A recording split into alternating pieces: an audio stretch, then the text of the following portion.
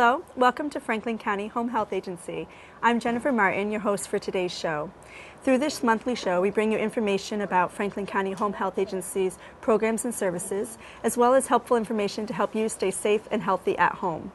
On today's program, we'll be talking about Franklin County Home Health Agency's rehab therapies. So I've invited the Rehab Manager to join us today, Ela Dupont. Thank you for coming. Hello, I'm glad to be here. Good, I'm glad to have you. So Ela, before we start, tell me a little bit about yourself and what brought you to Franklin County Home Health.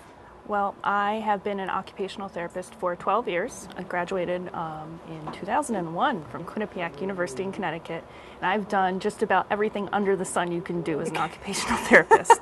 My last job was managing the rehab department at St. Albans Health and Rehab, and I left there to come to home health because I really believe that home is where the most functional therapy is going to happen. Home is where everyone wants to go, and home is where everyone wants to stay, so home is where I want to do my work. Well put. Thank you, Ela. So there have been several changes in our rehab department. You're fairly new, and so yourself and then other staff that were fully staffed now, I understand. So talk about the rehab staff. We are fully staffed. I came here in April of 2013, so I've been here about 9 months, give or take. And in that time, we've garnered some very interesting and diverse staff, and I'm really excited. We have a new occupational therapist named Ariel, and she specializes in lymphedema therapy as well as traditional occupational therapy, and she works with the adult population.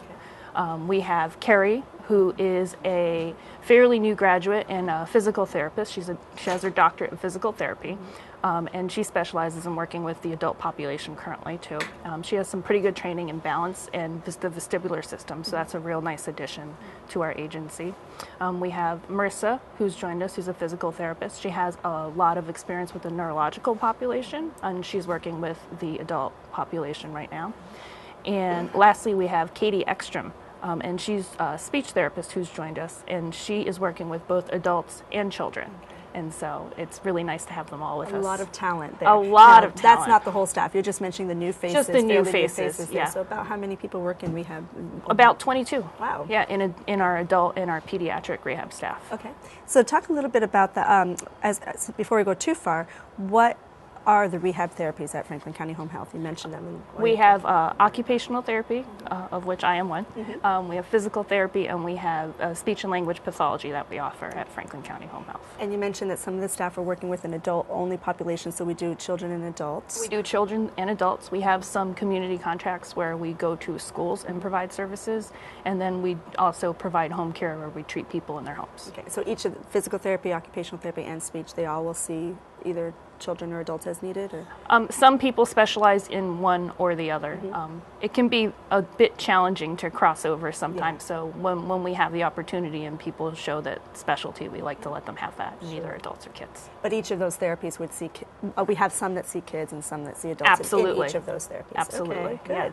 Yeah. So you are an occupational therapist. I am. And occupational therapy, I think sometimes people hear the word occupational therapy and they think of work and the work-related injuries and things, and we're helping people get back to work. But what does occupational therapy mean through Franklin County Home Health? In Franklin County Home Health, occupational therapy is about the occupations of living and of daily living. So while some occupational therapists do help people go back to work, that's not what we do at all. In the home, our job is to make sure that people can do the things that occupy their time safely. If it's bathing, if it's dressing, if it's cooking, cleaning your house, whatever the things are that are your meaningful daily occupations, those are the things that we want to make sure you're safe at.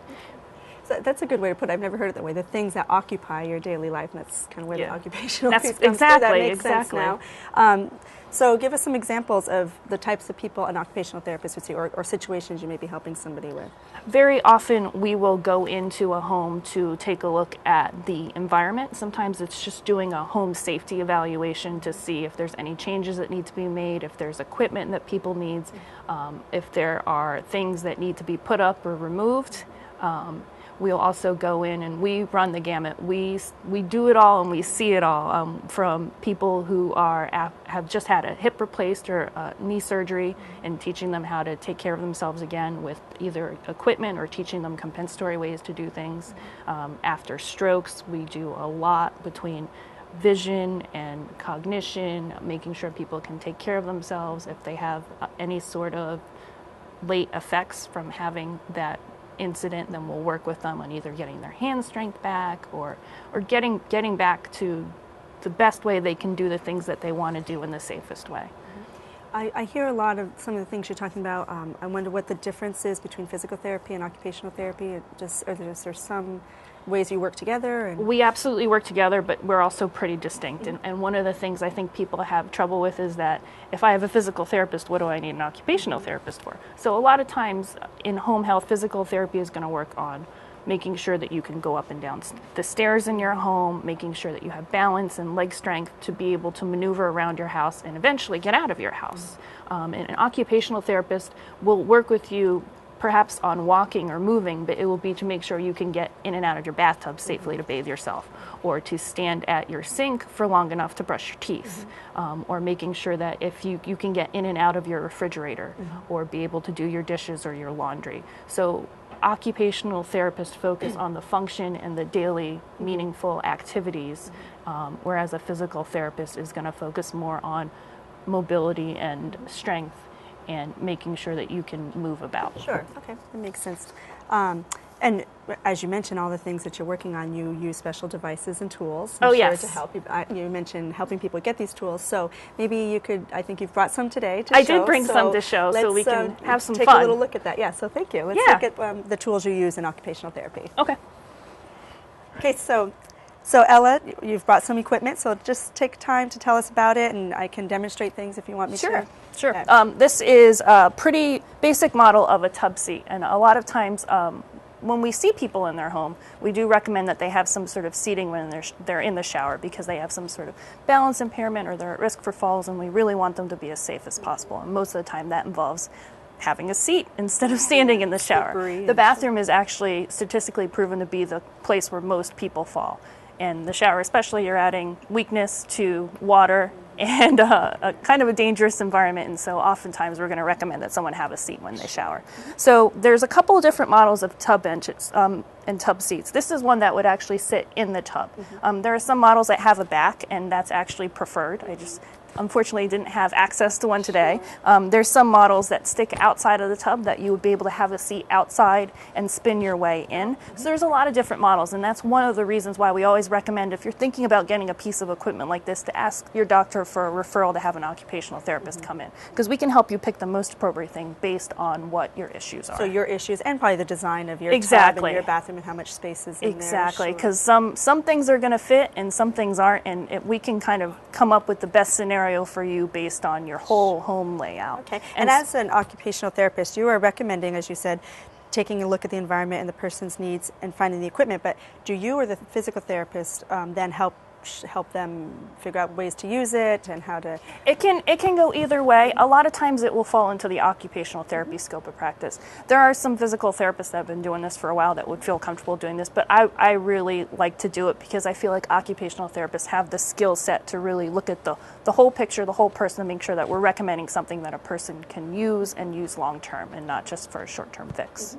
Good, thank you. So in this example, I'm going to have you pretend to step over, step into the tub there and have a seat. And this would basically be how you would use it. It seems fairly obvious. It's sturdy. It's very sturdy. That's one of the things that we always want to be careful about. You don't want to give someone something that's going to cause them to fall. You absolutely want to make sure that you're giving them good equipment. So the shower would be here and be coming down on you, and the whole point would be you would be saving your energy by having a seat and bathing yourself instead of standing, and you'd be less likely to fall. So this is one of the big recommendations that we'll make often when we go into someone's house. Handles here and exactly help with getting up. To help with getting up, and also some people like to hang soap off of these so that you're not bending down and potentially putting yourself at risk for a fall. They'll stick soap on a rope and hang it from there, and then that way you can always access what you need. Okay. Energy conservation is a big area of occupational therapy intervention. A lot of times we have people with chronic illnesses, and they only have a certain amount of energy a day to spend on things. And so as occupational therapists, we want to help them think about what's meaningful and what do you want to spend your energy on. If you only have a cup full of energy, do you want to spend that cup on trying to get washed and dressed the way that you've always done it? Or do you want to modify what you're doing in a way using some strategies we can teach you so that you only use half your cup of energy on getting washed and dressed, and you have the other half to do things that are meaningful to you. It could be Some people like to knit, some people sew, some people want to go to bingo. Yeah. Whatever that would be, it's just trying to help you have enough energy to do it and not expend all your energy in one fell swoop. And this is actually another good tool for energy conservation. This is called a four-wheeled rolling walker. I think that you've probably seen a lot of people out in the community with these. They've gotten really, really popular over the last couple of years. So some of the benefits of this are that you can apply the brakes when you're walking, which is really, really great. And you can lock the brakes, turn it around, and have a seat so that if you get tired while you're walking, you always have your seat with you. And this is a really good tool for people who have the chronic illnesses that need to have the ability to take rests.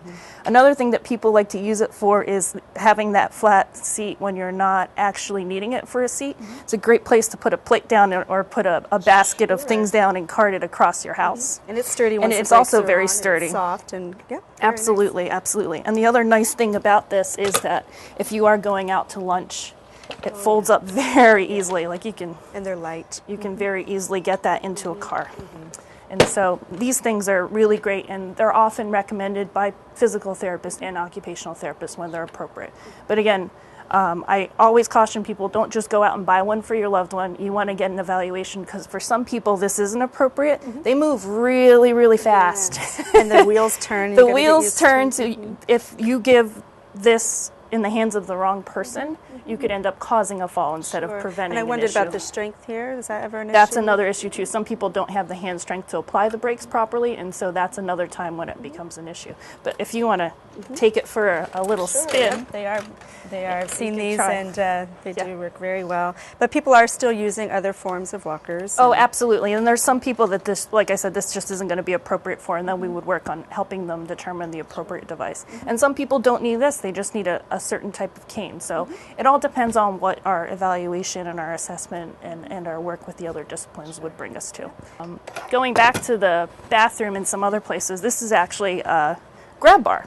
And you'll see it seems fairly innocuous, but these things are great for people who have trouble getting up or who need an extra little boost or something to grab onto. A lot of times people think that their towel bar is enough in their bathroom, and they try to pull on it, and then they find out the hard way when they're on the floor holding the towel bar like this, saying that wasn't enough. So these things are really, really great in the bathroom and sometimes in the bedroom.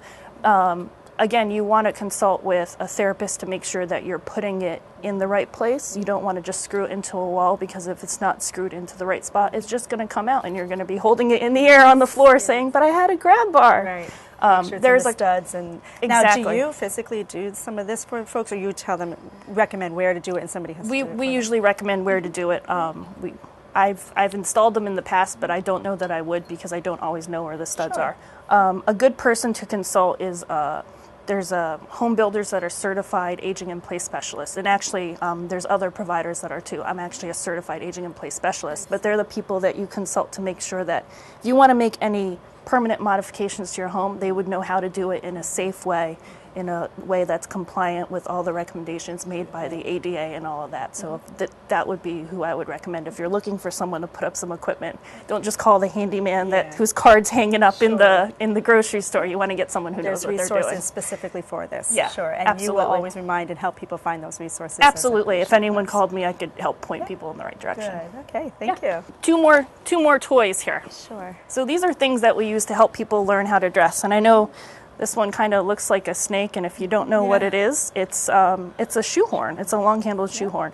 So I'm going to let you hang on to that. That would be if you were sitting down and you couldn't reach down to get the heel of your shoe up, it would help you slide that on without having to bend over. Because a lot of times when people try to bend over, either their shoulders don't allow them to reach, or if they bend too far over, they're probably just going to keep going and fall out of their chair, and we don't like for that to happen.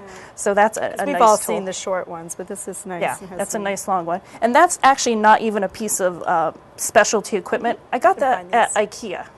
It was very cheap. So you can find a lot of these things kind of in the commonplace stores now. It's not all just bought at medical supply stores. And consequently, it's also not as expensive as it used to be. So that's the other benefit. And this is what's called a reacher, and there's so many different models of reachers. This is just your basic, I'll take that from you, 26-inch model. It's great for reaching things up high that aren't too heavy. If you drop a pair of socks on the floor and you can't reach them, if you need to grab a pair of shoes that are too far away from you, it kind of extends your reach in a way to get some nice light things more in your reach. So that works out really nicely for some people. And so we always recommend, before you go out and buy equipment, again, I'm always going to say get someone to help you, because I think there's about 1,000 different types of reachers. They fold, they're different lengths, they can handle different strengths. It all depends on what you actually want to grab with them. So I'm always suggesting that someone talk to us if they're thinking about getting some adaptive equipment, and we can help them find the right stuff. Very good. Thank you. Thanks for sharing these. Sure. So we just looked at some equipment that you use in the homes, and then you brought some more smaller things we can look at. And tell me about, if you want, start with this. Sure. Here. So this is called Dysum. It's an OT's best friend. So you can see it's super strong. It's really strong. It's a sticky piece of plastic that we can use to keep things in place that we want to keep in place. Okay. So a lot of times we'll use Dysum. Gosh, we can use it anywhere. Anything that you want to keep in one spot. So even if someone's eating and they only have use of one hand, you'll often find them chasing their plate around the table. Right. So the Dysum would keep their plate in place so that they could put food on their fork. So just cut off a little bit of this, put it on your table. It can come off and on. Place. It just adds traction. Absolutely. That's exactly what it does. And so you have to be careful when you use it, because sometimes people think that if they put it under their loved ones, it'll keep them in place.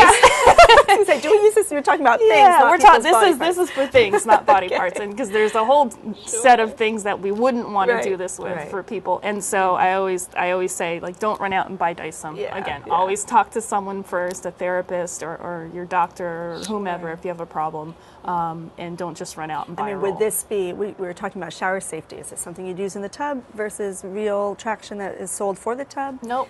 We would always want to do for a safe tub transfer, you want something that's meant for the tub.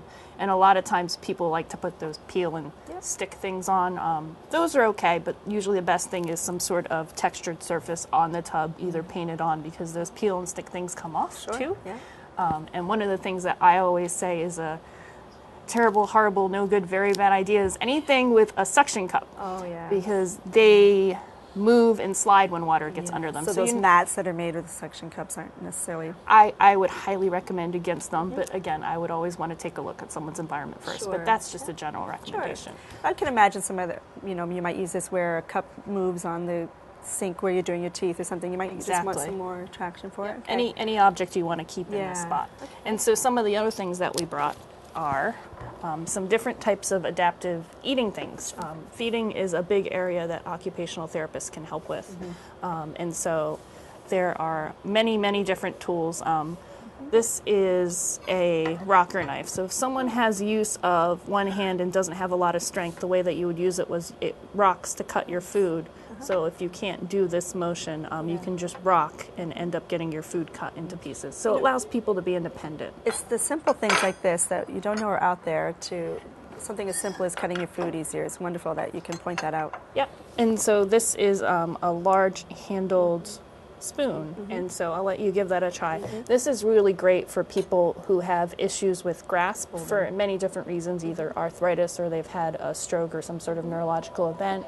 Sometimes people with Parkinson's like built up things, and sometimes people need weighted utensils because the weight helps make their hands tremor less. So I'll let you give that a try. So we even have heavier. that. Yeah, that's significantly heavier. It allows it still to have the built up component, but also the weighting really sometimes can make it so people don't tremor when they eat. And consequently, the food makes it to their mouth. And they're healthy. And they have enough adequate nutrition to do what they need to do in life.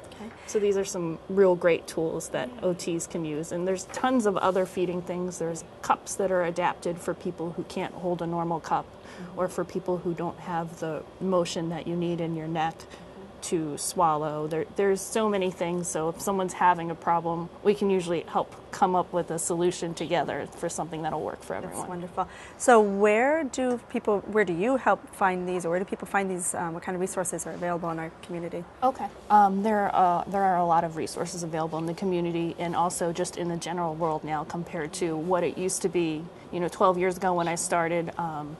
In our community, there are medical supply stores that have a lot of specialty equipment. There are also a number of loan closets where people who have equipment that they no longer need will bring it to the loan closet, and they will loan it out to people who need it for whatever length of time it's needed. With the only thing that they want back is that when you're done using it, please just bring it back so the next person that needs it can have it. There are, I can say, 1,001 catalogs that you can order things from. And so one of the things that we do is we have a resource of catalogs to find pretty much anything under the sun in our agency. And we can help identify not only what's appropriate for a person that we're seeing, but how to get it. And then the last thing that's really, really, really great is the internet. You can find anything on the internet, and you can usually get it shipped for $4.99. And so that really helps a lot, especially because we're so rural that some people can't necessarily go down to Burlington to check out some stores, but if you can get it shipped to your house, so much the better, especially if people can't get out due to weather or their medical status. Having what they need come to them is one of the best things. Is a benefit. Again, just like having our staff just come like to having you. your staff come to you, and we can come and serve you. Absolutely. I want to clarify that I know through home health that we used to many years ago be kind of a loan closet, but we just want to clarify we don't do that out of our agency, but we can refer you to places that do if they call or talk with your therapist. Sure. Yeah. Great. Well, thanks for sharing all these tools. And like you said, I'm sure there's many more that you help people find.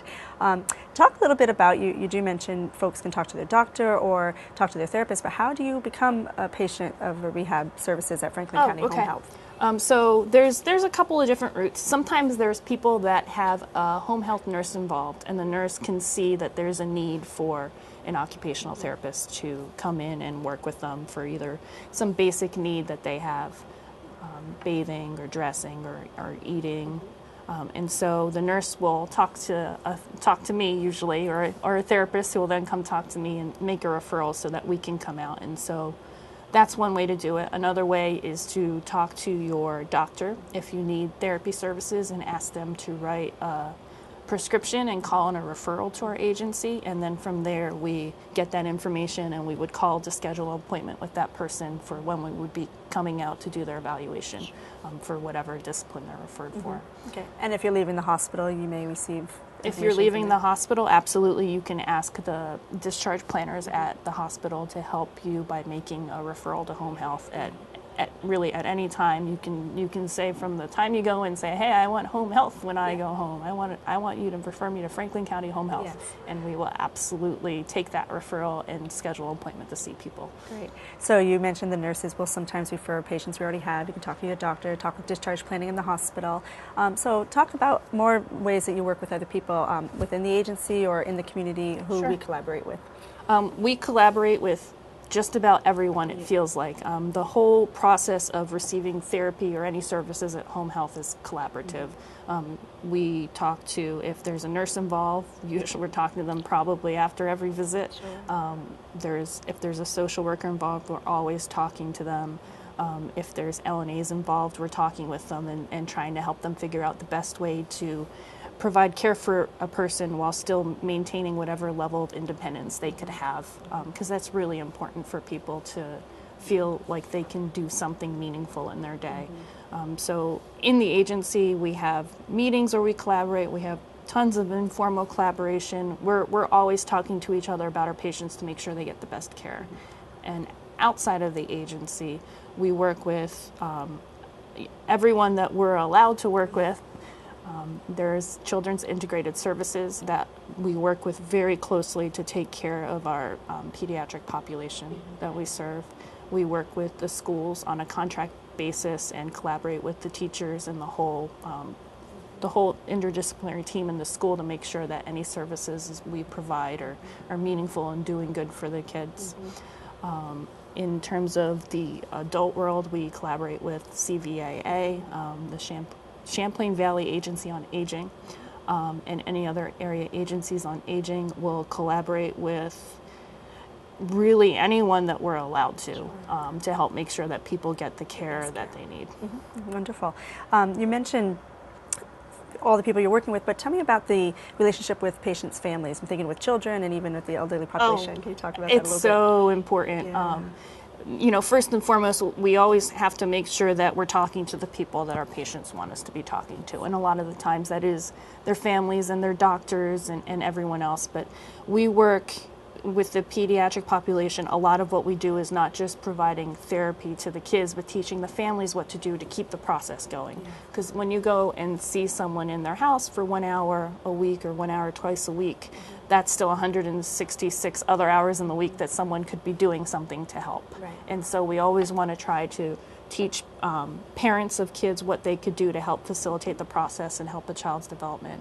If there's family members that live in a house and they want to learn, we love to teach them anything that they want to know.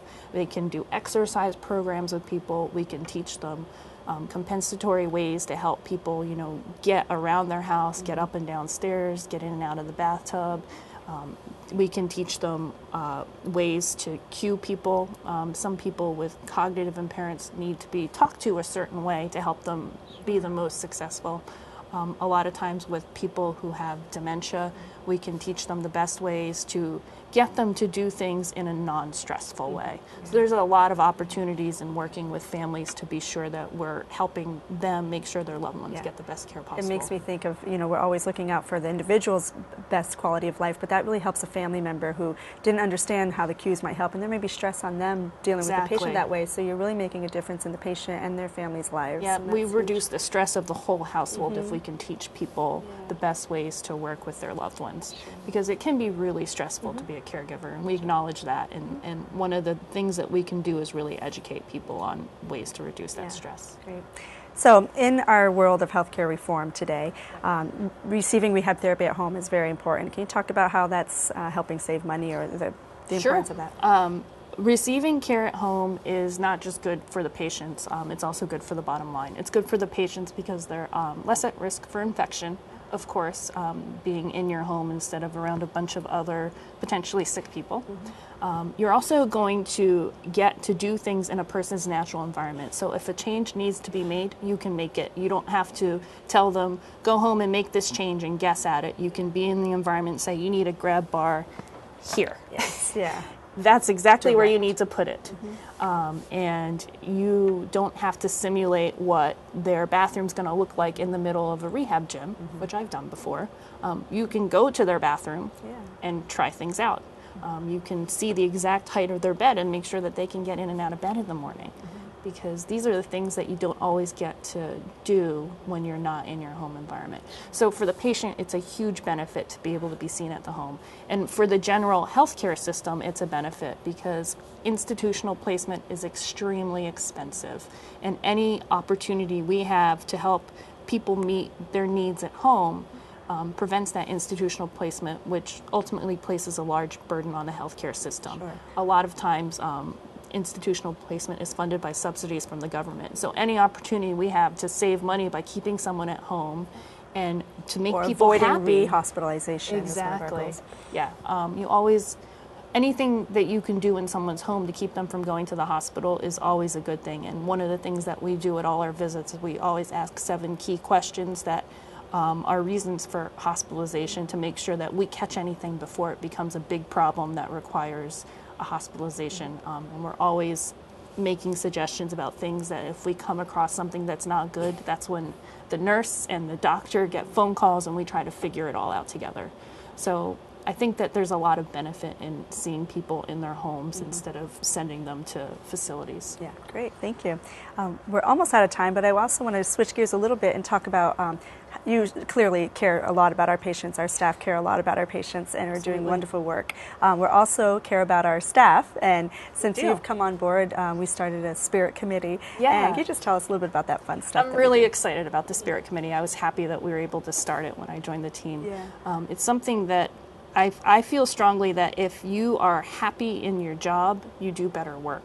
And so one of the big goals of the Spirit Committee is just trying to bring a little happiness to the day. And so we plan a lot of events, just fun things. We handed out candy canes for Christmas. We had everyone try to think about things that they were thankful for and posties for Thanksgiving. We had a pumpkin carving contest for Halloween.